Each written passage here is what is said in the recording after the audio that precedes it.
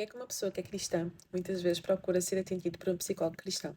E eu só sei disto porque eu sou cristã e muitas pessoas sabem e acabam por procurar acompanhamento comigo ou com a minha equipa por causa dessa característica. A verdade é que existem inúmeros motivos para isso acontecer e um deles é a capacidade de compreender determinadas lutas que um cristão passa que talvez fosse uma pessoa que não conhece bem a realidade, não passa. E eu vou dar aqui o exemplo de cristã evangélica, né? Porque existe cristão católico, existem, né, várias formas de viver o cristianismo, e aqui falando sobre sendo cristã evangélica, muitas vezes existem determinadas lutas que nós passamos que talvez outra pessoa não vai entender.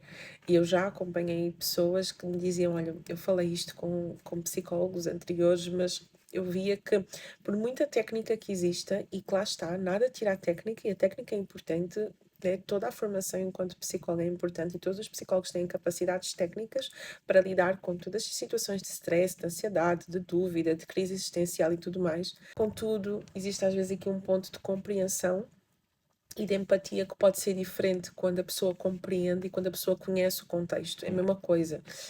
Eu posso dizer que, enquanto psicóloga, mesmo tendo todas as competências técnicas para trabalhar, por exemplo, com uma pessoa que passou por um luto, depois de eu ter passado por um luto, eu senti que as minhas competências ficaram muito mais aguçadas por eu já ter passado pela experiência. É óbvio que eu não vou trazer a minha experiência pessoal para a intervenção, para o acompanhamento, mas eu própria senti que eu fiquei mais aguçada nessas competências por ter passado por essa experiência, e a minha própria intervenção acaba por ser diferente de uma temática que eu tenha passado.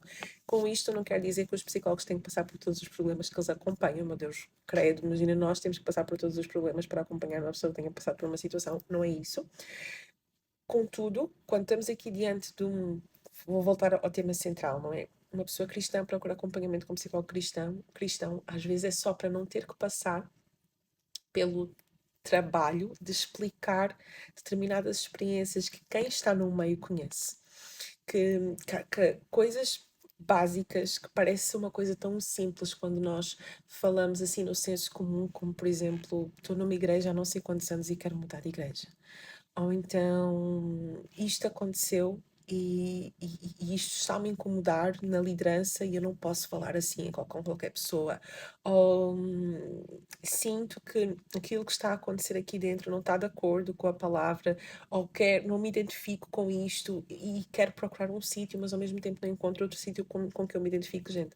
Existem tantos conflitos que eu só não falo aqui tudo, né, para não escandalizar, mas existem tantos conflitos internos relacionados com traumas religiosos, com questões de lidar com a liderança, lidar com os irmãos da igreja, de querer mudar de igreja e às vezes não saber muito bem como fazer, ou será que eu é que estou errado por estar a querer mudar?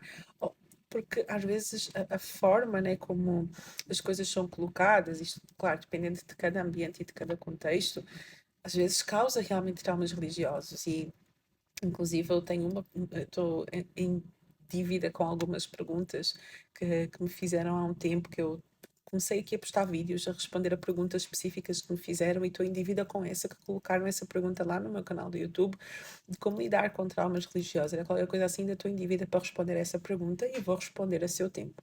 Mas isto para dizer que eu já vi pessoas a criticar, ai, como assim um cristão quer procurar um psicólogo cristão? Nada a ver, todo psicólogo é competente, óbvio que sim, mas eu tenho o direito, se quiser, eu posso procurar uma psicóloga que seja imigrante, imigrante não, né, que eu não sou imigrante, mas sou filha de imigrantes, uma psicóloga que seja negra, ou uma psicóloga que seja mulata, porque, né, eu já ouvi esse tipo de comentários, né, questões do colorismo.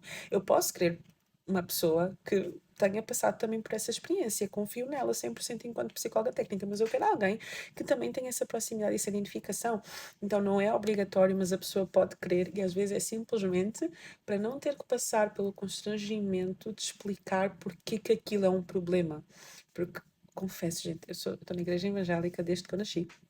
Isto é evangélica desde que nasci, e há realmente coisas que para nós são um problema, que para as outras pessoas não são um problema. E às vezes é bom tu teres alguém com quem tu vais falar, que tu não tens que explicar o porquê que aquilo é um problema. Em que tu só vais dizer, esta semana aconteceu isto e aquilo, e a pessoa que está do outro lado vai dizer, não precisas dizer mais nada, já entendi. Tipo, não precisas de explicar e de esforçar para explicar, e às vezes isso faz a diferença. E estava a refletir sobre isto agora e simplesmente quis partilhar.